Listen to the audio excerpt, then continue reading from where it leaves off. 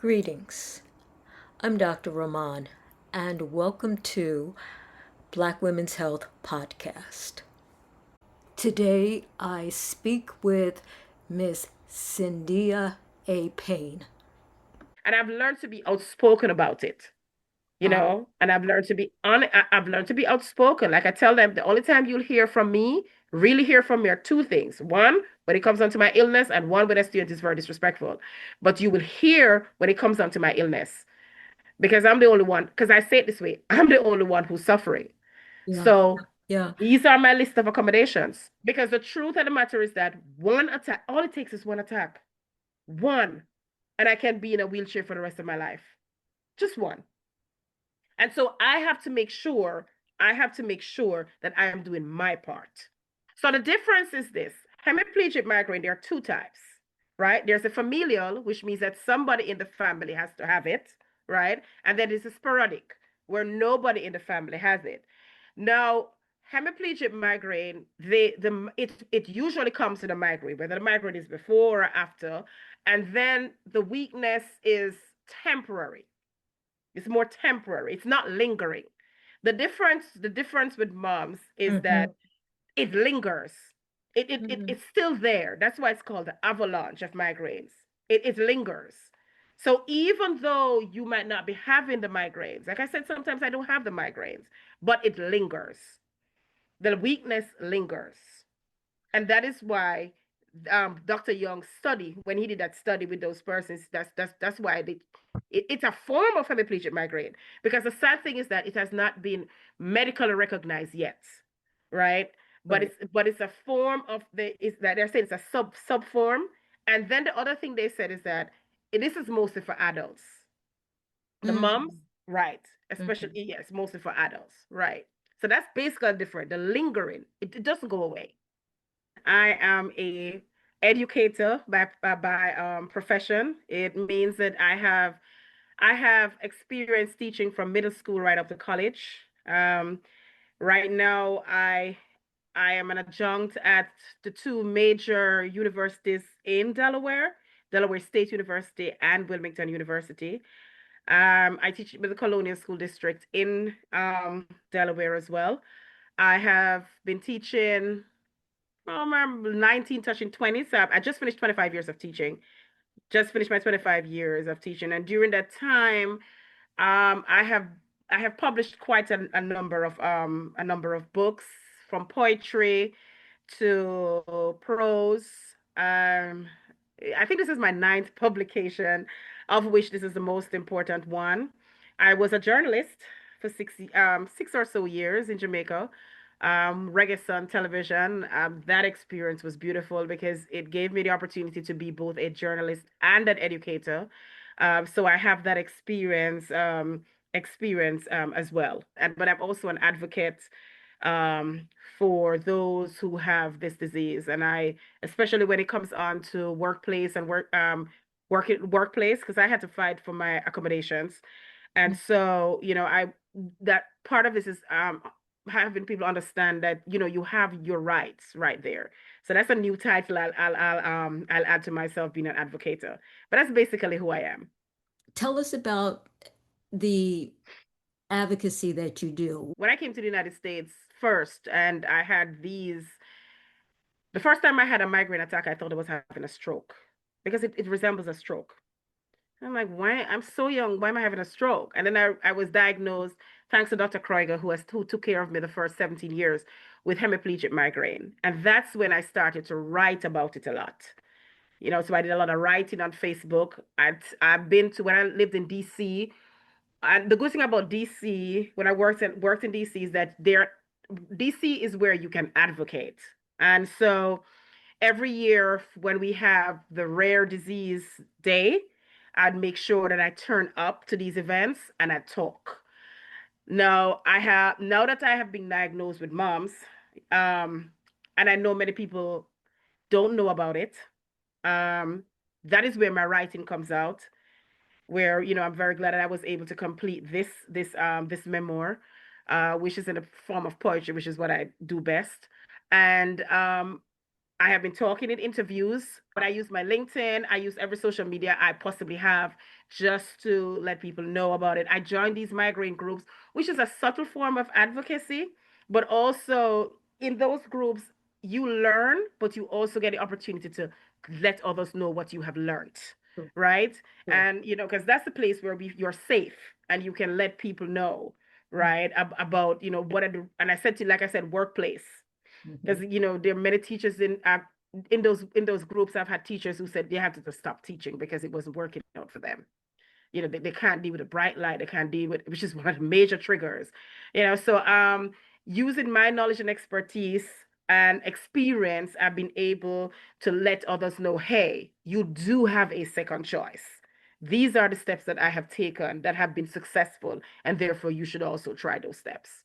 When were you diagnosed with having migraines? So I was diagnosed from very young, because my father had migraines as well, and he was very protective of us.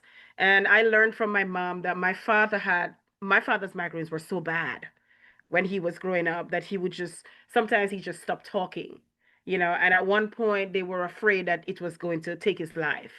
So and the funny thing is that all his children have migraines, his children, and so he was very protective of us. And so when I was in Jamaica, from I was very young, I knew I had migraines. My family doctor diagnosed that. And my grandmother, as I said in that memoir, would give us what we call guinea hen weed, where she would just rub it in her hand and it put it to our nose. And then, but that time it was more of the headaches.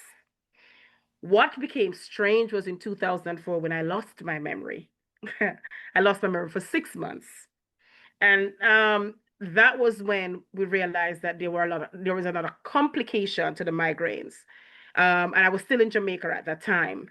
And it took a couple of doctor visits before people understood that that was part of the complication of the migraine, that loss of memory, which I do experience sometimes, but not as much. That 6 months period was the longest that I have been. Like I got up January 1, 2004, and I'm like, I don't know these people. I'm ready to go.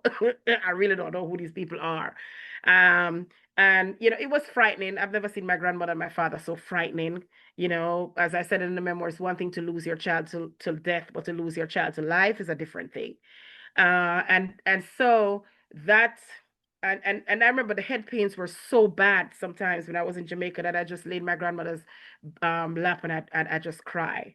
When I migrated to the United States, I thought, that I realized that when I had the headaches now, they came with all these stroke-like symptoms. And that was about 2007. And that's when I met Dr. Kreuger. And that's after going to a couple of hospital visits. And then Dr. Kreuger was the one, she's one of the best neurologists I've ever met. She was the one who diagnosed me with hemiplegic migraine. Because hemiplegic migraine has this, that's that one, it has the stroke-like symptoms. And that's when we had a name for it, and that's when we could try to treat it. So that was in 2007 when I got here. That was the first time that we diagnosed with this type of rare migraine.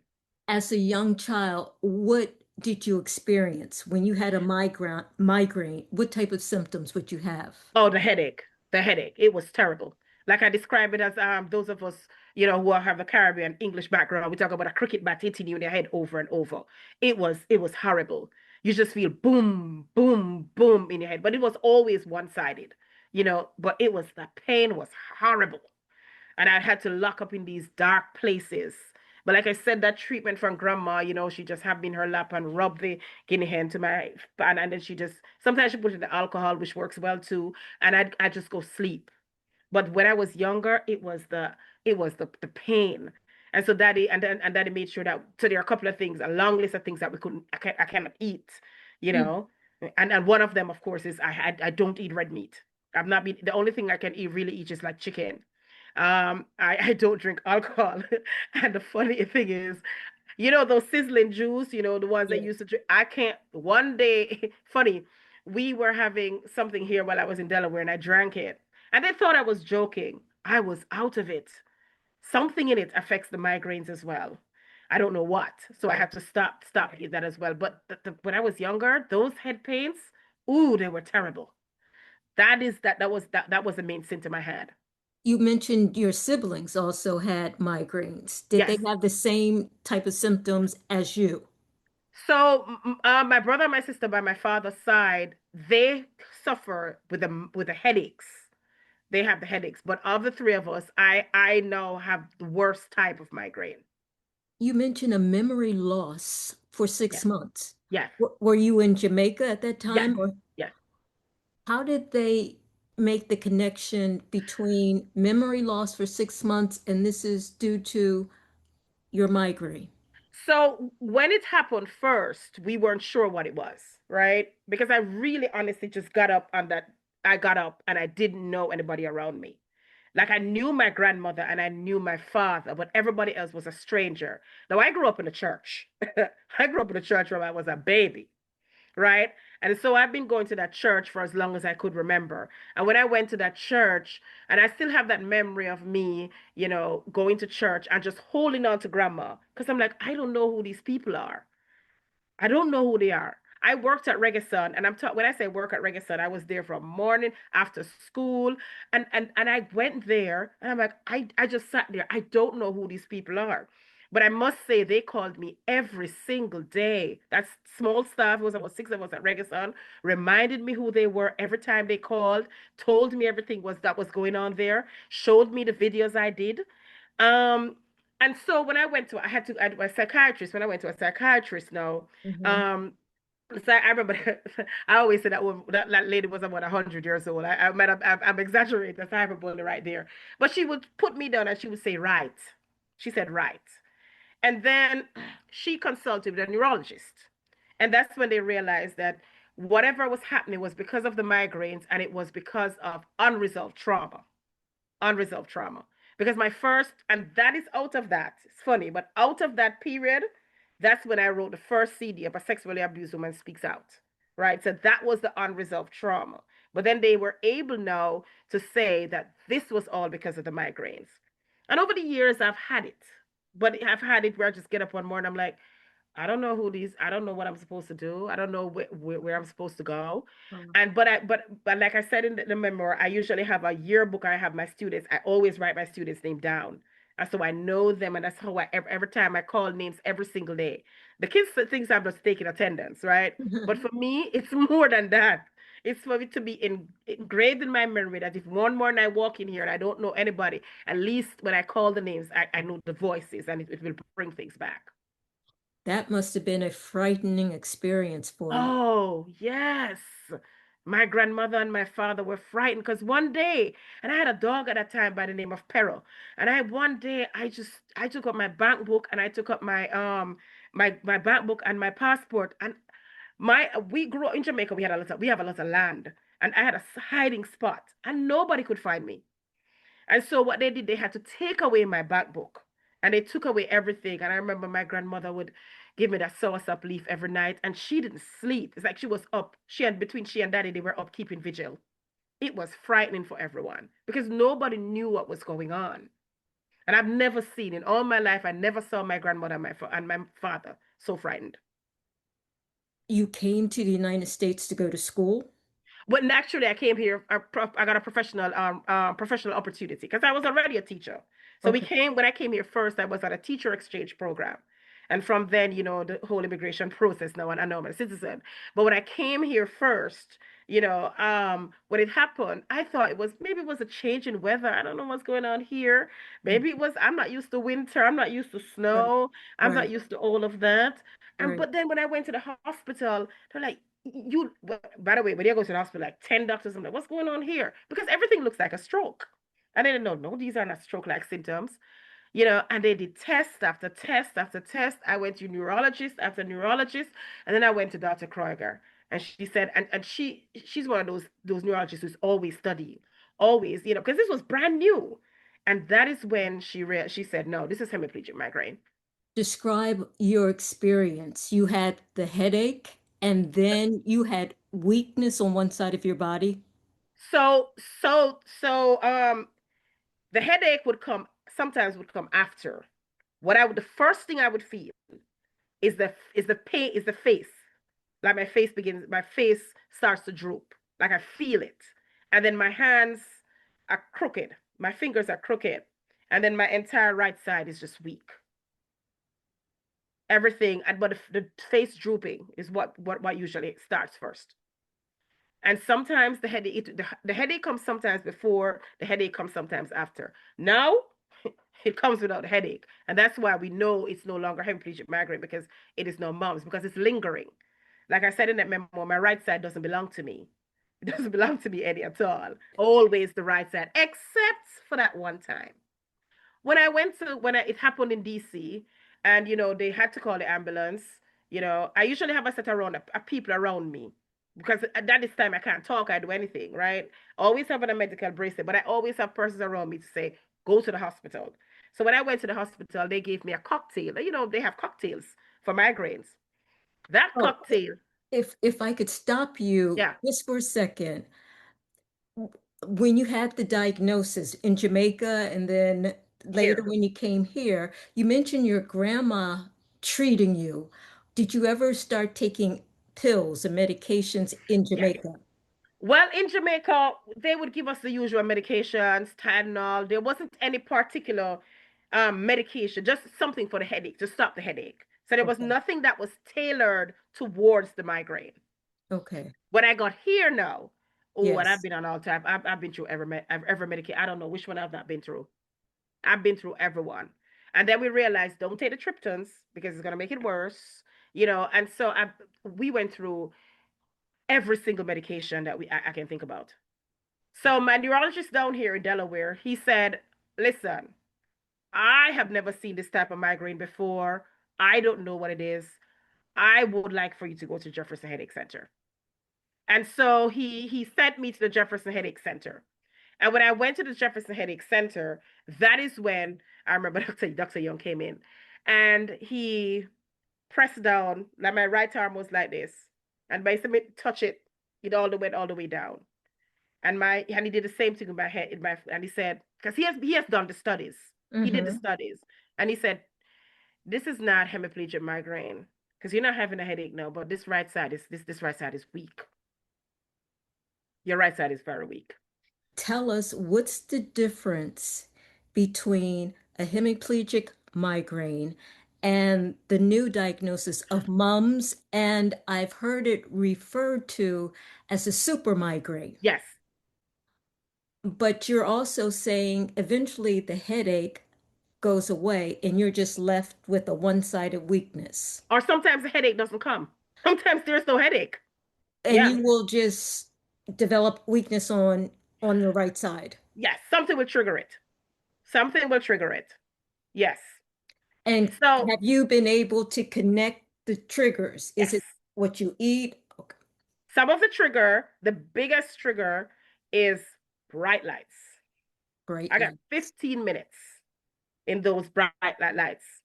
First, when I went, we thought it was just it was just the fluorescent lights, that the LED lights were okay. But any overhead bright light is gonna kick it off in 15 minutes. 15 minutes, all hell is gonna break loose. That's the first. The other ones are smells. Smells. Interesting. Orange. It's orange, the smell of orange, which is kind of so strange, because when I was younger, I loved orange. But the smell of orange, smell of coffee, Oh right? no. And I have to deal with children, and sometimes they come to school smelling of the wrong type of weed. We call it weed smell. In Jamaica, we call it ganja, but they smell of the yeah. So, and like that marijuana smell, right? And especially if it's not the authentic marijuana smell, that I smell that from a mile off. And sometimes nobody smells it, but I'm like, no, As you come through that door, as a person, as for those smells, as soon as I smell them, my face starts to feel heavy. You mentioned 15 minutes, meaning that if you remove yourself from that area, will that stop the Yes, the it the yes, it weakness from usually developing? It usually does, right? It usually does. So I always time myself, because sometimes I might be out in that hallway, I might be in that hallway, but I might be out there for too long. And once I'm out there for too long, I start to feel it. I start to feel it. It always starts in the face for me. Mm. It starts in the face. I start the heaviness of the face, right? And that's why, I have a medical alert dog with me at school. And sometimes he just start licking me and I'm like, I don't feel anything. But then I take the medication on time. So I use Nerivio and I use Ubrelvy. But the Nerivio machine is good. So I show him the medication. I say, which one do I take? If he doesn't point to any of them, I have to take both of them. So he It's usually the catches dog. it. This is the Yes, dog will help you yeah. to choose which medication to Yes, take. he does. Yes. Wow. Yes, he does. Yes. So he'll go for the medication bag. He'll come back. He'll watch me put it on, and I have to show him that I'm putting it on, or I can't do anything. Like I'm there I'm in the classroom, and he's like, nope, nope. I don't care if you're teaching, whatever. Stop what you're doing, and he's just start getting grabbing aggressively. You gotta get up, or if he thinks I'm in front of the computer for too long, he starts doing that. So he usually catches it, which is very good because I show him the two medic. I show him it, show them. So if he puts his nose towards the Nerivio, I'll take the Nerivio alone. And the minute he sees me put on the machine and everything, he's out of my way. I don't see him again. But if I say which medication, and he goes like this, he's not choosing any. I better take this one, and I better take the tablet as well. He can tell if there's something going on with anybody. That's And I don't know where this dog come from. I'm a woman of faith. So, I'm like, yep, this one is God sent. Because that's the only thing I can say. But because of absolutely. him, I have not been to the hospital in 4 years. I have not had a major migraine attack because of That's this dog. amazing. This whole experience led to you writing about it. Yes. Yes. I And have tried to write about it for so many years. If you ever see my phone, it has it has migraine, but because that's where I do my writing. But I have so many files on it for years, and nothing felt good. Nothing felt that it was right. were Nothing you felt it was were right. you writing the reason for writing, was it for yourself or did you feel like you needed to tell people about this? So first it was for me because this was a whole accepting now. I am an independent woman. So to be Mm, able not to be able to walk and to depend on other persons, I had to understand that I had to redefine myself. So first it was for me. And then when I joined the migraine groups, and I'm not alone, right? But then I needed to tell the story, so tell somebody of this so they know what's going on. So that's where it came where it's actually to educate, to let people know, listen, migraine is not a headache. It's far from it. Most of the groups that we're in migraines, I hardly see men in them. And if they're in them, they're telling the stories of their wives and their daughters. mm, Yeah, it's a mm, lot. And then, when you touch 40, in my family, we go into menopause very early. So when I touched 40, both my aunts were like, all hell is going to break loose. Oh, yes. Because now I realize I'm in perimenopause, but every time that ovulation period comes in, mm, a migraine attack, it triggers a migraine attack. mm, That's something new I have to go tell my neurologist about. For example, the other morning, I actually fell. I was walking John Luke and I fell. And what happened was that the migraine feet just gave away. My right side, my right foot just give away, and then I tripped over my left foot.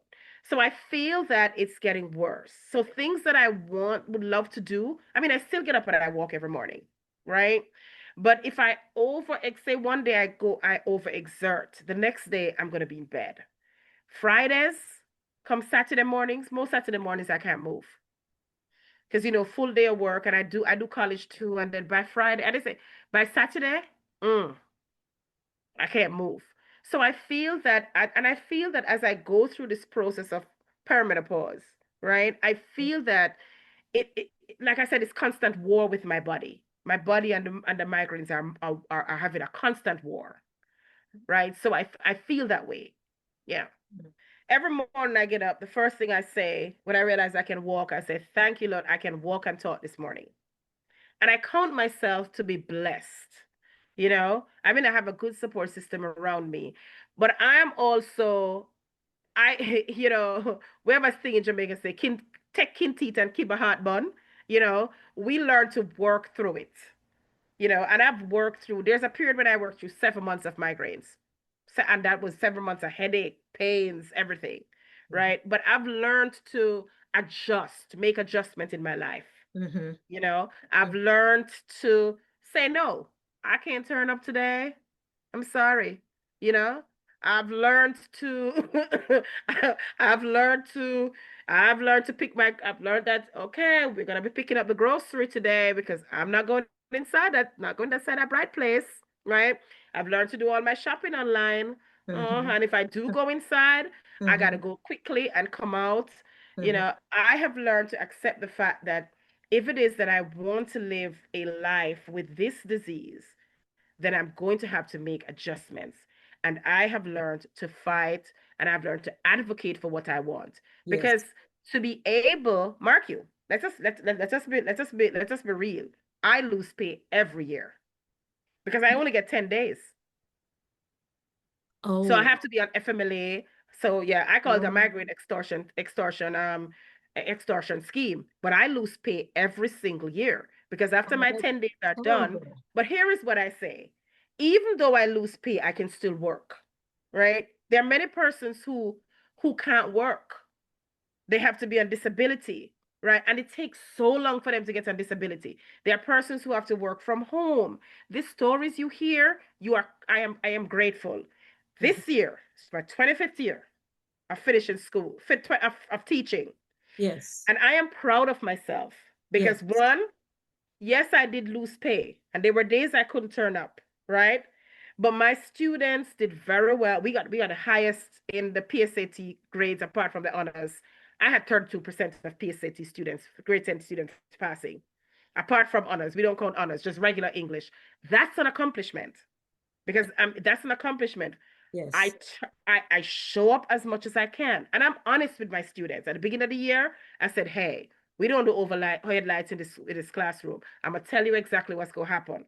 You see, there are days I'm not gonna be able to come. There are days I'll come on a cane, right? And there are days when I come, hey, you're just gonna do the work, right? But I've learned and I like I said, I fought for my fought for my accommodations. Classroom doesn't change. Doesn't matter what grade I am. Because I have to have these accommodations. I have to be on the first floor. I have to be near a bathroom. I have to be near an exit. Because if I'm I'm on my cane, I can't go up those stairs. But I've learned to advocate for myself. And the first thing I did was my doctor, and like I said, thank God for Dr. Kreuger, wrote me a medical letter good. and I have a list of all my accommodations. The other thing too is that, and one of the things that helped me through when I realized the migraine is coming on, apart from the medication, is that I would just go into a state of meditation. Yeah, even five Interesting. minutes, everything just stopped for me. Interesting. It's a testament to you Yes, that you've been able to figure this out. You've yes, been yes, able to find a way to continue to live your life. yes, Um, and I would imagine that's what you are telling women or yes, people in general in your writings. yes. That's what I'm saying to you. I'm saying to you, you've got to accept this. You've got to understand that this is who you are right now. I remember the first time I wrote it, I said, let me introduce a poem. I said, let me introduce myself. So when I go into these groups, I encourage them. I said, yes, I've been through this, but like I always have a but. This is what you can do. This is what you can do, right? And because it really hurts my heart to hear people say, I have to stop working. It hurts my heart to say, what can I do at work? What are my accommodations? And the first thing I said, get your doctor to write a medical letter. Have a medical letter on file. That's the easiest legal way to get it done. And then once that is done, you're automatically protected by the ADA because there's a letter on file. Now let us get the accommodations. Let us see if you can get the FMLA, right? So I had to learn that. I had to learn. And I laugh at myself a lot. You should hear me laughing at myself. I laugh at myself a lot. Like I walk and I'm like, okay, John, look, you know what? This is it. Mommy's gonna have to sit now. That's But okay. you have to learn that. I just want to tell you that your story is truly inspiring. Thank you. It's an odd story. It's something that we may not be familiar with, but everybody has something that they have to deal with or will have to deal with or have dealt with in the past. And you're a demonstration that you can overcome seemingly difficult medical situations and still have a life. Yeah. Yeah. Are there any parting words that you want to share with us? First of all, anybody who's lived with a chronic illness, because this is a chronic illness, don't give up on yourself. You are the only person who can make the changes in your life, and you are the only person who can make yourself happy. You're gonna have to, you have block out the noise and live. That's what I would tell persons living with a chronic migraine. For those persons who are, who think that migraine is just a headache, right? Mm, mm, Understand that mm. migraine is more, the headache is the least of our problems. Wow. It's the least of our problems.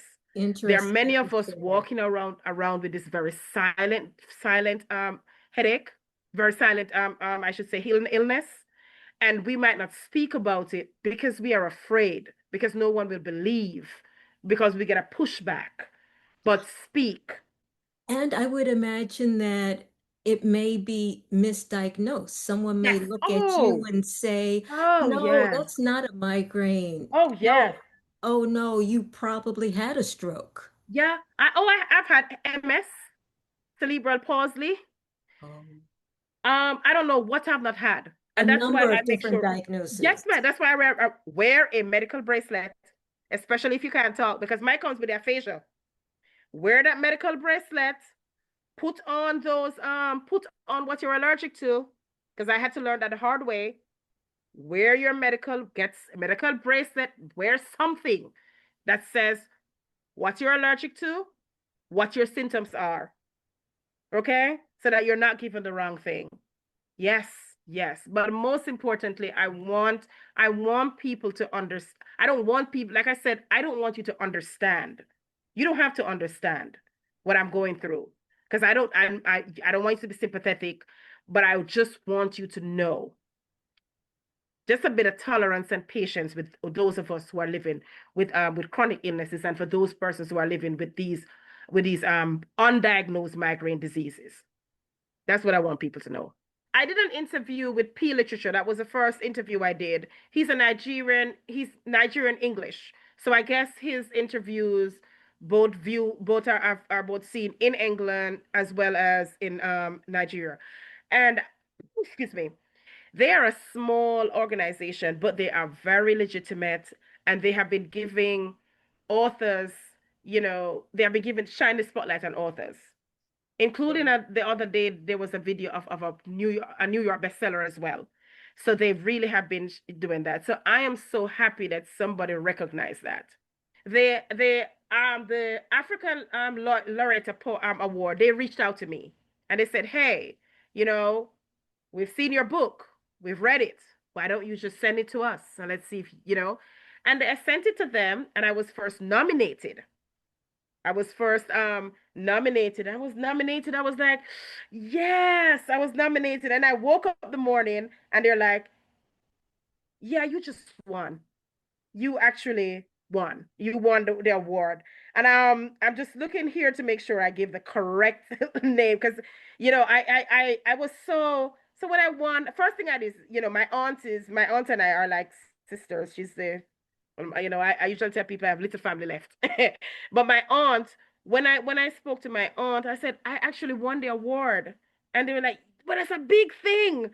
It's a big thing to win the award. You just got up and you won the award. I woke up one morning, I won the award. It's memoir and biography, autobiography. Okay. And the part that I love about the award, it says it's not just for your struggle. It is struggle and recovery. Very good. Very So, good. like I said on Very good. Facebook, as I said on Facebook, I put a post, I said, yesterday I was just an author. Today I wake up, I am an award-winning author. Doesn't matter how small the award is. The point of the matter, so the point of the matter is that I'm an award-winning author, and I am proud to say that.